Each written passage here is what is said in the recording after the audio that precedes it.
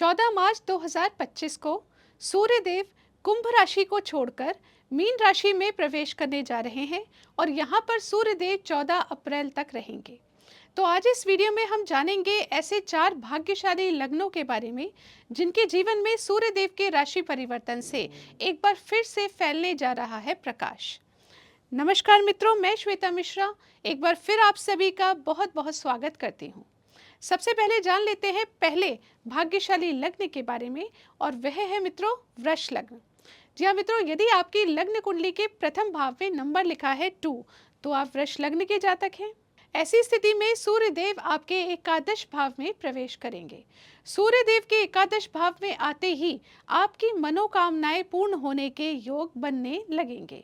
साथ ही आपकी इच्छाएं जो चल रही हैं, आपने जो एक्सपेक्टेशंस रखी थी पिछले दिनों और पूर्ण नहीं हो पाई थी, वो सभी चीज़ें आपकी पूर्ण हो जाएंगी सूर्यदेव के राशि परिवर्तन से।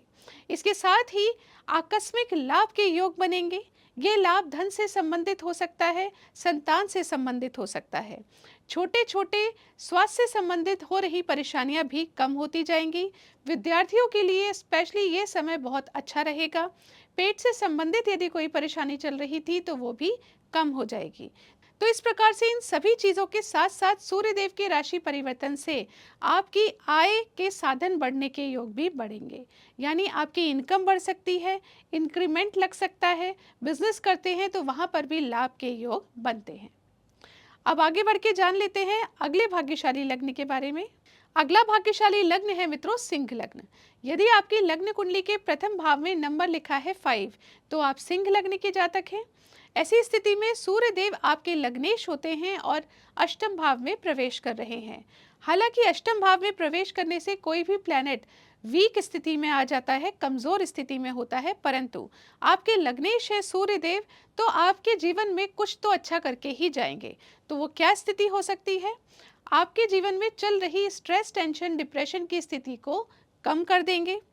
यदि आप हायर स्टडीज कर रहे हैं तो वहां पर लाभ के योग बनाएंगे। ससुराल से संबंधित चिंताएं चल रही थी तो वो अब कम हो जाएंगी। यदि सेहत से संबंधित परेशानियां चल रही हैं तो उसमें भी सुधार आएगा। और इसके साथ ही आपके कार्यों में लगातार जो डिले हो रहे थे, बनते बनते काम आपके रुक रहे थे, वो अब एक बार फिर से चल पड़ेंगे। इस तरह की स्थिति बनाएंगे सूर्यदेव राशि परिवर्तन के पश्चात। अब आगे बढ़ के जान लेते हैं अगले भाग्यशाली लग्न के बारे में और वह है वृश्चिक लग्न। यदि आपकी लग्न कुंडली के प्रथम भाव में नंबर लिखा है 8 तो आप वृश्चिक लग्न के जातक हैं। ऐसी स्थिति में सूर्यदेव आपके पंचम भाव में प्रवेश करेंगे। यहाँ आते ही सूर्यदेव आपको आकस्मिक लाभ के योग बनाएंगे, यानी आपको सडन बेनिफिट्स होंगे।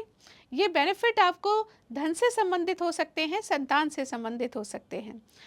पढ़ने वाले स्टूडेंट्स के लिए खास तौर से ये समय रहेगा बेहद खास। यदि आप नौकरी करते हैं तो अब आपकी आय बढ़ने के योग बढ़ते हैं, यानी आपकी इनकम बढ़ सकती है। बिजनेस करने वाले जातकों को भी अपने बिजनेस में बेटरमेंट देखने को मिलेगा। साथ ही छोटी छोटी बीमारियों से निजात मिलेगी। पेट से संबंधित परेशानियां समाप्त होंगी। संतान से संबंधित यदि कोई चिंता है तो वो भी समाप्त होगी। इस समय स्टूडेंट्स यदि फोकस के साथ पढ़ाई करें तो बहुत बेटर कर पाएंगे। बड़े भाई बहनों का सपोर्ट प्राप्त होगा। इस प्रकार से ये समय आपके लिए बेहद लाभकारी रहेगा। अब जान लेते हैं अगले भाग्यशाली लग्न के बारे में। अगला भाग्यशाली लग्न है मित्रों धनु लग्न। यदि आपकी लग्न कुंडली के प्रथम भाव में नंबर लिखा है 9 तो आप धनु लग्न के जातक हैं। ऐसी स्थिति में सूर्यदेव आपके चतुर्थ भाव में प्रवेश कर रहे हैं और ये भाव होता है मित्रों सुखों का भाव, यानी आपके जीवन में भौतिक सुखों में वृद्धि होने जा रही है। माता के स्वास्थ्य में सुधार के योग बन रहे हैं। राजनीति से संबंधित लोगों के जीवन में भी सुधार, यानी वहां पर आपका मान सम्मान बढ़े, ऐसे योग बन रहे हैं। प्रॉपर्टी से संबंधित कोई डिसीजन लेना चाहते हैं तो इस समय पर ले सकते हैं। घर, गाड़ी, वाहन इत्यादि खरीदने के अच्छे योग बनते हैं। साथ ही फ्रेंड्स के साथ आप अच्छा समय व्यतीत करेंगे। एक अच्छी स्थिति आपके जीवन में बन रही है। इन सभी चीज़ों के साथ साथ आप अपने करियर में भी एक विशेष ग्रोथ देखेंगे।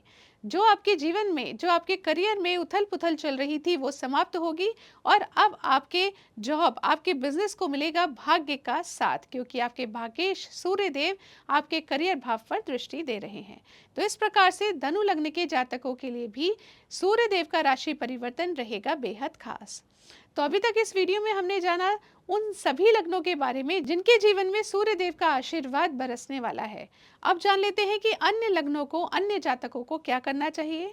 तो मित्रों, आप सभी को प्रतिदिन ओम सूर्याय नमः इस मंत्र का जाप 108 बार प्रत्येक दिन करना चाहिए। सवेरे स्नान आदि के पश्चात सूर्य देव को अर्घ देना चाहिए और इसके साथ ही यदि आप गायत्री मंत्र का जाप कर लें, फिर तो आप ये समझिए कि आपको सूर्य देव का पूर्ण आशीर्वाद प्राप्त होकर रहेगा।